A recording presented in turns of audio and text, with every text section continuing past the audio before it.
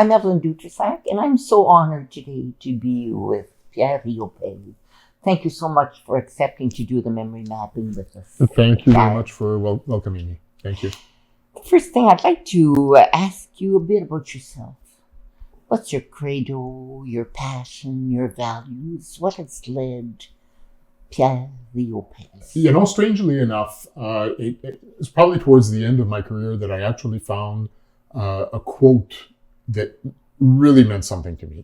And said, basically, that's what I've been trying to do throughout my career. And the quote was from Nelson Mandela, and I'm going to read it because I don't want to get it wrong. Education is the most powerful weapon which you can use to change the world.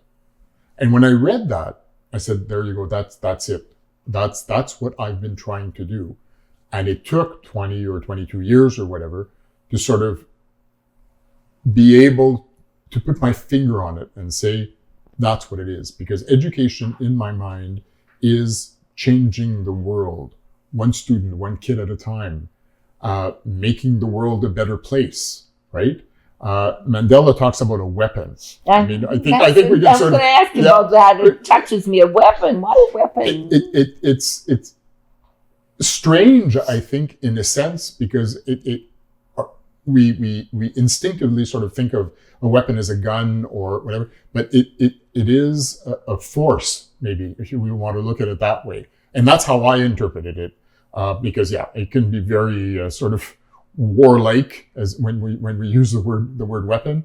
But what is one of those tools? And education is a tool that you can use to change the world. It's a powerful tool. Absolutely. And you're going to change the world, as I say, one kid, one student at a time in your daily interactions with these students. So if you ask me what my credo is or what my passion is, what a basic principle for me is, that's basically it, is that we can change our community for the better, because a change for a change is what it's worth.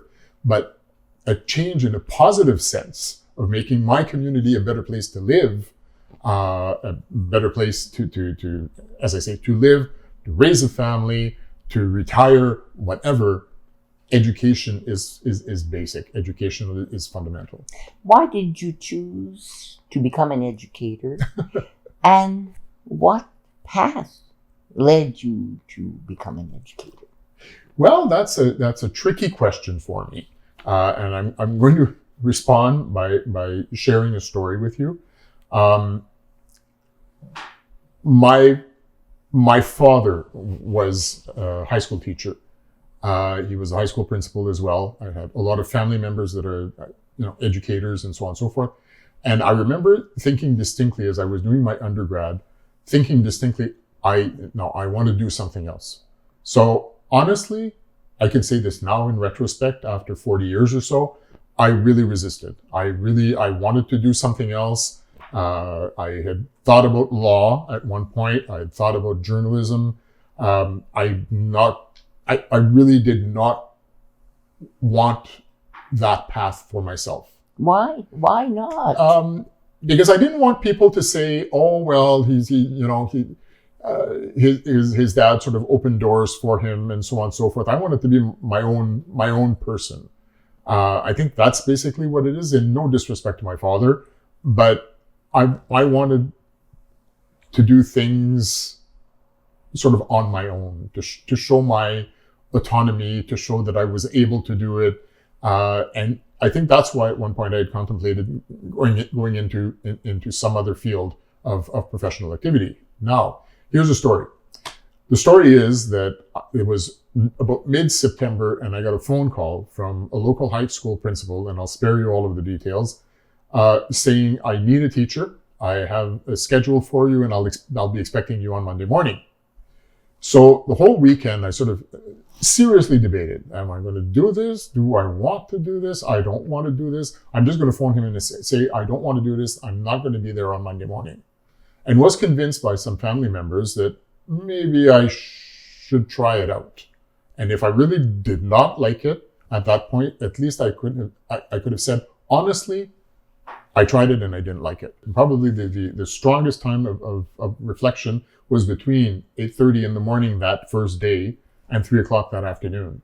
Because basically what I was saying to myself is, do I like this? Is this all right? Does this correspond with what I want to do in life? And at the end of the day, I asked to see the principal, and he found a few minutes in his schedule to meet me. And I said, I will be back tomorrow morning. And he grinned and said, very good, I'll expect you. And probably at that point, that's where I came to the conclusion that, you know what, I really like being around kids. I like this, and I see the leadership qualities that I can use within a classroom context or within a school. I felt even in that first day, and I was very honest with the students. I said, you know, this is my first job, never done this before, and they were very, very kind. We got along wonderfully well together. Anyway, in my mind, I still meet some of those kids in the community today, and it's a lot of fun to see them. And I said, we knew, monsieur, we knew you were just a young puppy, but, you know, it went well. And I think there was mutual respect as well in the classroom, as much my respecting the students as the students respecting me. And said, you know what, I'm going to do the best that I can with what I got. You were honest. You were very honest with them. Quite simply. And they understood that. Yeah. And as I say, I'm thinking of one of those students in particular who, you know, writes me maybe once a year or so. So, hi, monsieur, and they still call me monsieur. I think that's hilarious. But hi, monsieur, how are you doing? You know, what's new? Or the same student will say, did you see this in the news?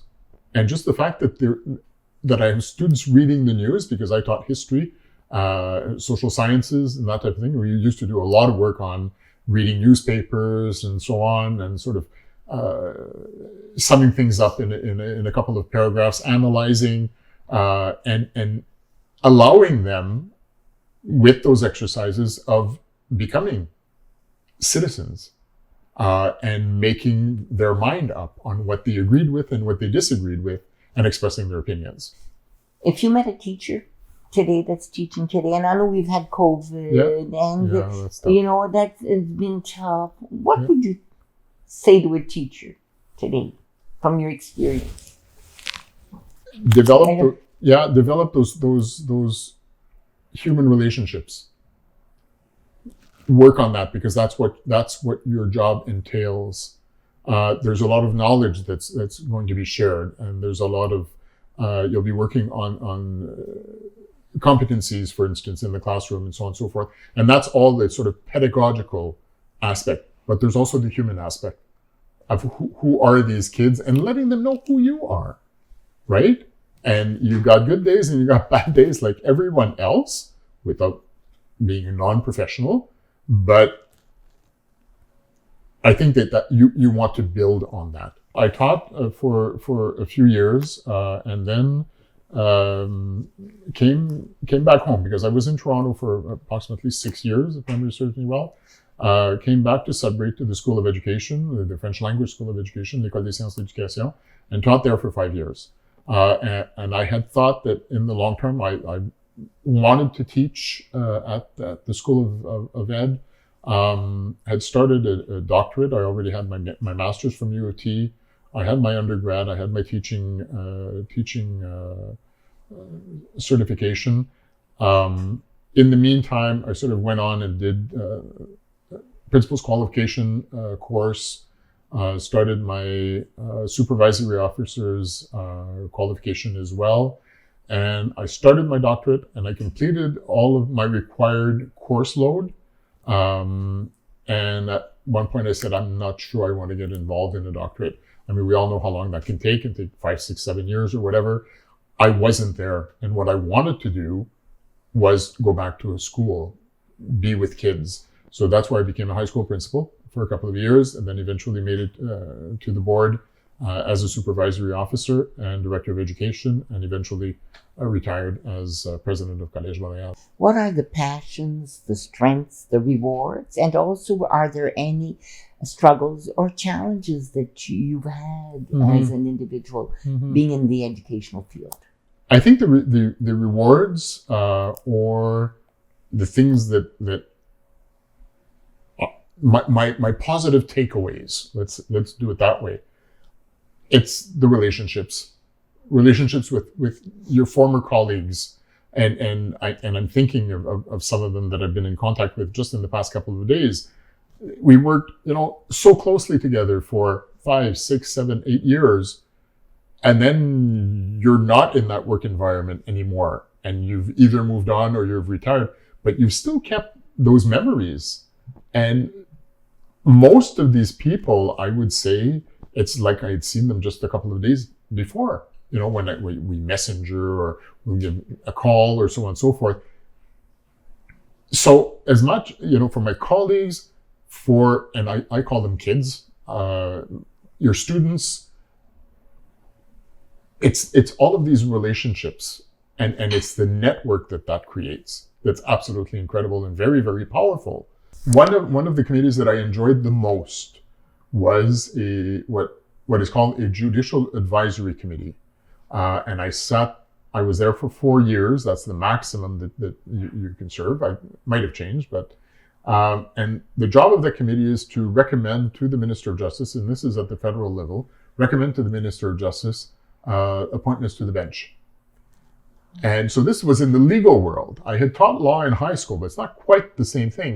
This is a whole other world with its own vocabulary, its own acronyms, its own, language. It's a whole new culture. But I realized that with all of the HR experience that I had from the school board, we received applications. So we had to read applications and sort of from a list, sort of say, okay, well, what are the skills that we're seeking? What about this candidate? What about that candidate? And then have this discussion as a committee and then move the file forward or not. I was a board member for EQAO, for instance. I was on the Ministers' Advisory Committee for Francophone Affairs provincially. So it was locally, provincially, and federally. And locally, mostly involved with the University of Sudbury, for instance. Oh. I've been a board member there now for 12 years. I've been chair since 2017. So I mean that with everything that has happened in the university world and in this area in Sudbury over the past couple of years, it has been a challenge. What advice would you give to the younger generation? I've got 3 things that I would say. First of all, seek advice. Don't be afraid to do so. Seeking advice is not a sign of weakness. It's a sign of strength. It's because you want to take the right decision for you, but consult. Consult a former teacher, consult a colleague, consult a family member, consult a business person in your community. It doesn't matter. Just consult somebody you trust and say, this is the question I'm asking myself right now. Can you help me out? My second advice would be to read. Take time, take half an hour a day, whatever, read. Don't do like I did in the sense of right now I'm sort of trying to catch up and read all of the things I should have read. In my life, I've read a lot, and I read a lot in high school and university, but now I'm reading the things that I want to read. And the last thing that I would suggest is to take time for yourself. The activity is not important. Whatever you do that's not the important part, is take time for yourself. If it's that half hour because you want to go swimming, you want to go for a walk, you just want to sit there and vegetate and look at the fire and vary those activities, but take time for yourself. It's like a little bit like taking a daily holiday. Looking on your life, all your path in life, is there something that you would do differently? The one thing that I would do differently is that I would take care of myself more. I know this is going to sound a bit odd because we've all had this advice. It's important to have breakfast. It's important to eat lunch, and it's important to have dinner. For years, I would have coffee in the morning and then run on the caffeine and then have supper at 5:30. And what do you cherish the most? What I cherished the most was the time spent with students and colleagues and those relationships. And with your questions, I go back into experiences, and I'm thinking of traveling to Europe with a couple of groups of students, and that quality time with these students, sitting on a plane, how many thousand feet over the Atlantic, and having a conversation and just being human. I really appreciate your exchange, your sharing of your life with me, and I see there's gratitude, Yeah. there's hope, and there's love for the kid, the child, for the community. Absolutely. I'm really grateful Absolutely. that you shared your life, part of your life, important parts of your life. Merci beaucoup. My pleasure. Merci. Merci bien.